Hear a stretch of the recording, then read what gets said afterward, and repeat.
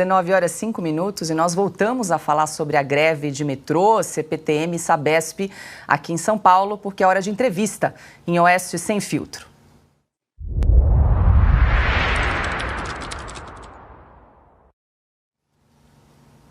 Bom, nosso contato então com o governador aqui do estado de São Paulo, Tarcísio de Freitas. Muito boa noite, governador. Seja bem-vindo aqui ao programa Oeste Sem Filtro.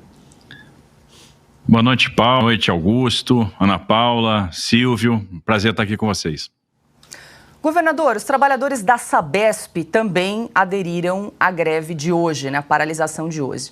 O José Fagian, presidente do Sindicato dos Funcionários da Sabesp, pertence ao Diretório Paulista do PCdoB. Minha pergunta é a seguinte: como é que está o processo de desestatização da Companhia de Saneamento do Estado e o diálogo com esses sindicatos, governador, uma vez que as principais lideranças dessa paralisação de hoje são contra as privatizações?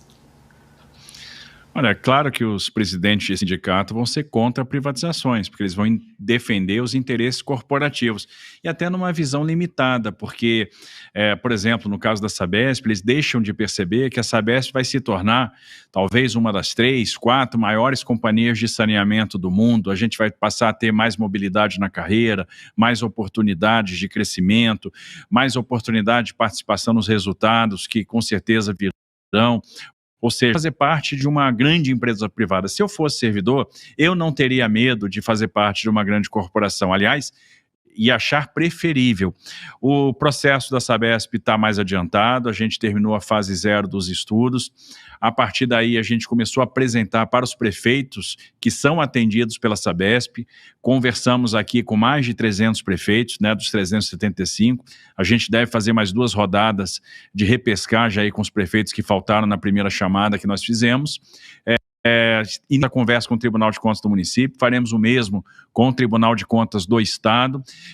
Começamos também uma conversa com o presidente da Câmara de Vereadores de São Paulo, vamos falar com a Assembleia Legislativa, deputado por deputado, explicando o modelo e, obviamente, no tempo oportuno nós teremos a submissão de consulta pública, de audiência pública. Estamos conduzindo um modelo que está muito robusto, a gente está fechando todas as pontas para ter uma excelente regulação, para ter um grande projeto, que vai ser bem sucedido, vai transformar o saneamento no estado de São Paulo. Perfeito, governador. Agora a gente vai abrir a rodada para as perguntas dos nossos comentaristas. Augusto Nunes. Governador, uma boa noite, é um prazer conversar com o senhor. Eu acho que o bom funcionamento das linhas já privatizadas do metrô demonstrou o acerto da linha que o senhor está seguindo. Quais serão os próximos passos? Veja, nós vamos continuar estudando, os estudos estão em desenvolvimento. A nossa ideia é fazer o melhor estudo possível para verificar que oportunidades nós temos. A ideia é transferir as linhas para a iniciativa privada e, ao mesmo tempo, puxar mais investimentos por meio de construção de linhas novas, e aí a gente vai ver como que essa conta fica, se o Estado participa, se a gente vai entrar no modelo de PPP ou concessão simples, ou mesmo a privatização. Então, existe ainda alguns passos para a tomada de decisão. Agora, uma coisa é certa, faz muito sentido passar isso para a privada. Por quê? A gente recupera a capacidade de investimento, e investimento em transporte metroferroviário é pesado. Por exemplo, nós já publicamos o edital de concessão da linha 7, que está no mesmo contexto do trem Intercidades, a ligação Campinas-São Paulo. Faz parte desse projeto. E ali a gente está falando de 13,8 bi. Ou seja, Estado nenhum tem condição de arcar com investimentos dessa ordem de grandeza, dezenas de bilhões de reais. E só vai ser possível, Paulo, empreender essa jornada só na questão do saneamento. A gente está falando de 66 bi que serão investidos até 2029. Só é possível empreender essa jornada trazendo a iniciativa privada para o jogo. Perfeito. Quem pergunta agora, Fernão Lara Mesquita. Boa noite, governador. Como é que ficou a história da reforma tributária, governador? Tinha um grande componente de dúvida política a respeito dela, no que ela poderia fazer com a federação, né? Como é que está evoluindo essa questão? Olha, eu acho que a gente ainda tem esse componente de dúvida, né? Eu acho que ninguém entendeu o movimento que foi feito na Câmara dos Deputados. Depois de debater muito, e nós fizemos várias simulações aqui para preservar o interesse do Estado e para ver se São Paulo ganhava ou perdia a tributária, e concluímos que São Paulo ganhava. São Paulo é um dos estados mais prejudicados com a guerra fiscal, a gente perde muito em créditos outorgados, em créditos fixos. A gente tinha que defender de alguma forma a questão da federação. A questão da participação popular no Conselho Federativo é muito bem-vinda. O recorte populacional ou outro mecanismo que garanta uma governança que nos dê igualdade de condições em todos os estados, ou seja, o que promova, por exemplo, um consenso. Esse Conselho Federativo tem que ser um mero agente operacionalizador de uma conta. A lógica é ter uma conta centralizada para facilitar as operações de crédito e débito, para que os estados possam receber com oportunidades as suas cotas partes, a mesma coisa acontecendo com os municípios, as empresas possam ser creditadas rapidamente, esse é o grande objetivo do empresariado, não ficar mais com créditos tributários retidos e, obviamente, disciplinar uma coisa que fatalmente vai acontecer, que é o resíduo tributário. Essa conta vai gerar um resíduo tributário. Nós poderíamos operar isso de forma descentralizada, com um mecanismo de garantia, contra-garantia? Também poderia. Isso traria uma complexidade para o sistema. Ganha-se em governança, mas perde-se um pouco em velocidade. A opção do Conselho Federativo não é ruim, desde que esse conselho seja um mero operacionalizador dessa grande conta e isso seja algoritmizável. Então é o que a gente espera. Não estou vendo a discussão caminhar nesse sentido no Senado. Vamos aguardar aí o que vai ser deliberado. Perfeito, nós estamos conversando ao vivo com o governador do estado, Tarcísio de Freitas. Governador Silvio Navarro tem uma pergunta para o senhor. Governador, boa noite, obrigado pela entrevista. Eu pergunto se o senhor tem um balanço, já são 19h10, um balanço depois desse dia de greve, imagino que tenha uma interlocução com a Prefeitura de São Paulo também, e se há um preparo para enfrentar uma situação amanhã, já que os sindicatos ameaçam manter a greve de certa forma, e é claro, a população de São Paulo precisa trabalhar, quer trabalhar, e obviamente não apoia esse tipo de greve. Veja, é uma situação difícil, uma situação que nos deixa muito triste, porque é uma situação de desrespeito ao trabalhador e desrespeito ao judiciário. Uma greve que tem um cunho político, não há o que debater, não há o que ceder, não há o que negociar. Observe que o empregado faz a greve contra a empresa. Mas o que a empresa pode fazer? Porque a competência para levar a termo estudos de privatização é do Estado. Isso não está essa decisão do nosso plano de governo e nós vamos seguir em frente, porque eu tenho certeza que é o que a gente pode fazer de melhor para o Estado de São Paulo, é a forma de garantir investimento, é a forma de garantir crescimento. Então nós vamos continuar estudando concessões, privatizações, como estava previsto. Não vamos desviar 1 milímetro da meta, a gente está muito determinado a fazer isso. Houve uma coordenação com o Estado de São Paulo no dia de hoje, para que a gente tivesse o ponto facultativo, para que a gente tivesse novos itinerários em linhas de ônibus, para que a gente tivesse liberação de abono de faltas, nós pudéssemos, por exemplo, compensar consultas e garantir a posição das pessoas na fila. Então, e aí a gente percebe a importância de haver diálogo entre governo de estado e prefeitura. Vamos acompanhar o que o sindicato vai deliberar. Se for pela permanência da greve, vamos ver se eles vão cumprir as decisões judiciais que foram emanadas. A última decisão, que agrava a punição, traz alguns recados bastante duros do judiciário com ao descumprimento das medidas que foram estabelecidas pela Justiça, e é muito triste ver esse desrespeito à Justiça. Então, quem não respeita o cidadão, quem não respeita a Justiça, não vai respeitar ninguém. É uma pauta corporativa, estão defendendo o próprio umbigo, né, porque tem medo da iniciativa privada, né, não estão se garantindo. E nós vamos seguir em frente.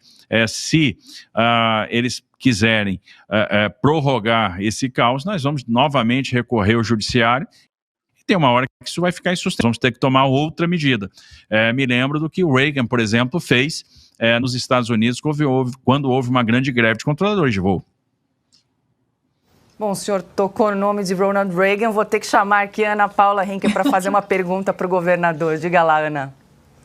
Boa noite, governador. Falávamos exatamente sobre o Reagan aqui no programa e o programa de privatizações dele como governador da Califórnia, depois presidente dos Estados Unidos, e os 25 anos de sucesso depois que os americanos colheram depois do programa de privatizações do Reagan. Governador, uma greve obviamente política, né?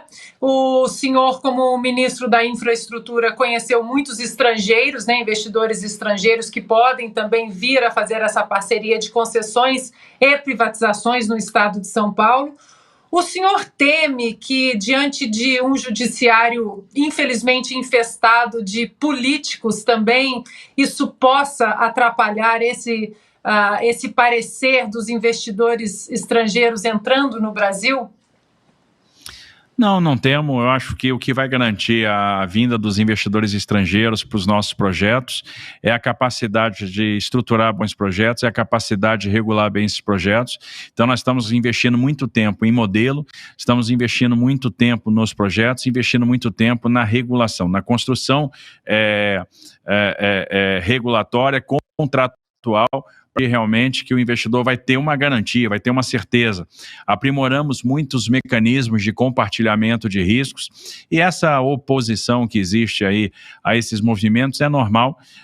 A gente enfrenta em todos os casos de desestatização, a gente não se surpreende com isso, é um movimento esperado e nós vamos manter a nossa impulsão e eu tenho certeza que vamos superar esses problemas todos. Vamos oferecer bons modelos para a sociedade, nós temos a legitimidade para propor isso e vamos estruturar, saber o que a gente sabe fazer, isso lá fora, e lá na frente vamos ter o leilão, assinatura de contrato, um privado vai assumir, vai ter um bom ambiente e esses problemas todos serão superados, essas mazelas todas serão superadas, a gente vai libertar o cidadão de São Paulo do jugo desses sindicatos irresponsáveis. Governador, mais uma questão, como é que o senhor responde às críticas que têm sido feitas de que o governo do estado não tem tido diálogo com os sindicatos? Alguns opositores do senhor disseram que o senhor foi intransigente com a categoria dos sindicatos. Como é que o senhor responde a essas críticas, governador?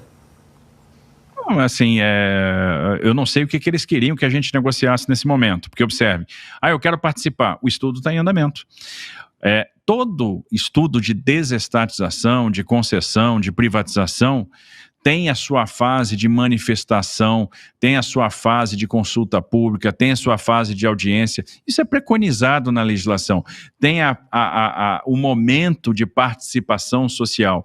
Nenhum projeto, uma audiência pública da forma que entrou. A gente está, por exemplo, estruturando agora a concessão da Litoral, que vai a leilão no início do ano que vem, né? Então é um misto de algumas rodovias, pega lá Mogi Dutra, Mogi Bertioga, a SP-55, da Baixada Santista até o entroncamento com a Regis Bittencourt, em Miracatu, e nós tivemos aí um amplo debate no período de consulta pública, falamos muito com os prefeitos, falamos com os cidadãos e conseguimos estruturar um projeto bastante razoável, ou seja, o projeto que saiu da consulta pública é um projeto diferente daquele que trouxe.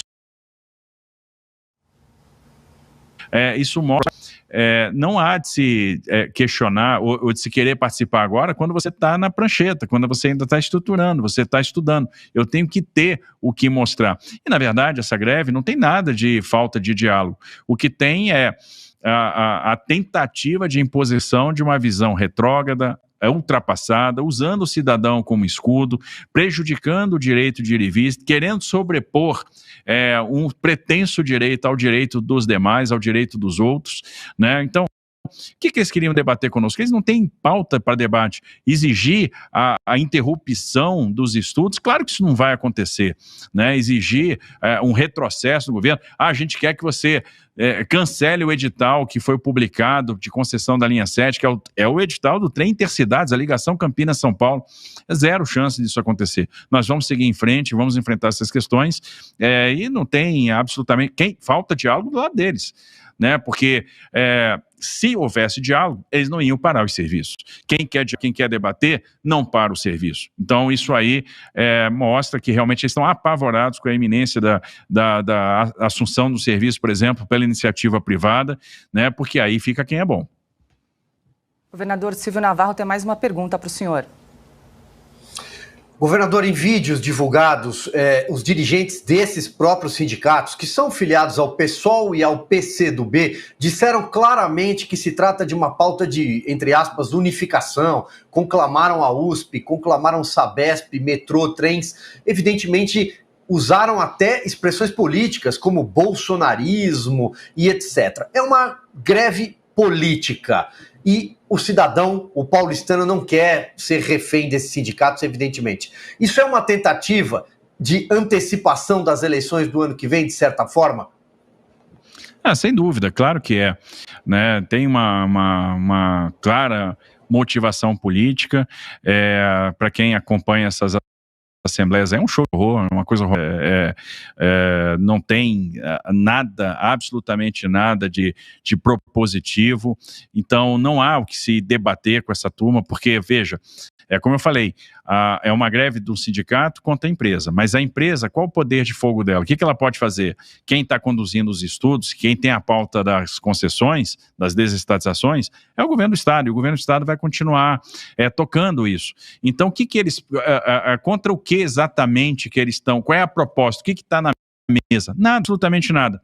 Vamos lembrar que é a 4ª tentativa de greve esse ano, a segunda que realmente acaba acontecendo. Nós tivemos essa greve agora, já estão querendo chamar outra para semana que vem. Veja, olha só, né, mais uma greve semana que vem. O que eu vejo é o seguinte: uma hora a população perde a paciência com isso, porque ninguém está com saco para ficar aturando esse tipo de manifestação, onde o cidadão é o grande prejudicado. É uma irresponsabilidade. E, obviamente, se eles acham que a gente vai retroceder, vai deixar de fazer o que é certo, não vamos.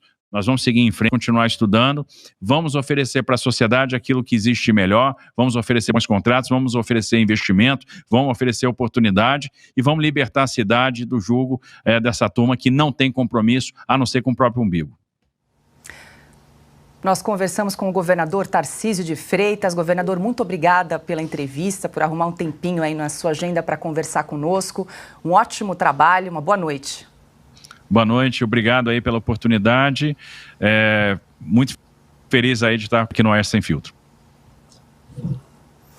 Agora, 19h23, eu quero registrar a alta audiência aqui que nós temos no nosso canal do YouTube, aqui da Revista Oeste, mais de 70 mil telas acompanhando a entrevista com o governador aqui do estado de São Paulo, Augusto Tarcísio de Freitas, uma entrevista bastante esclarecedora, né? Ele que disse que realmente não vai ceder aos apelos aí dos sindicatos, não tem negociação, realmente reafirmou que essa greve é abusiva, que ela é ilegal e que ele vai manter aí a ideia de desestatizar, de privatizar tanto o metrô, também os planos, os estudos para também privatizar, desestatizar a Sabesp, a companhia de saneamento aqui do estado de São Paulo. Então, bastante firme, vai seguir aí no seu caminho de desestatizar a metrô e a companhia aqui de saneamento do estado de São Paulo. E agora, eu quero aproveitar essa audiência incrível que está aí nos acompanhando para mais uma vez reforçar o convite para assinar, você que está aí, a Revista Oeste, a nossa revista digital.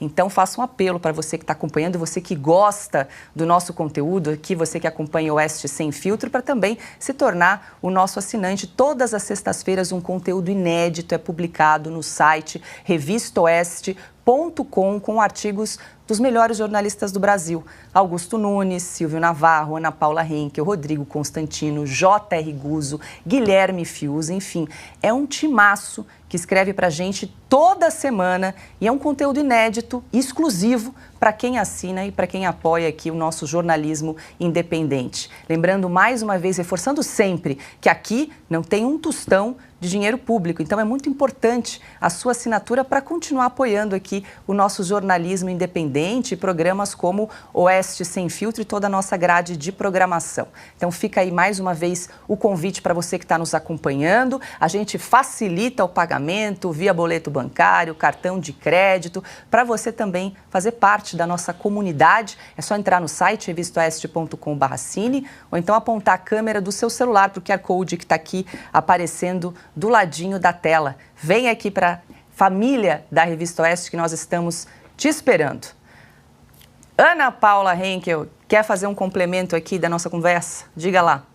Eu queria fazer um complemento para recomendar à nossa audiência a fazer uma pesquisa sobre esse evento que o governador Tarcísio mencionou do presidente Ronald Reagan.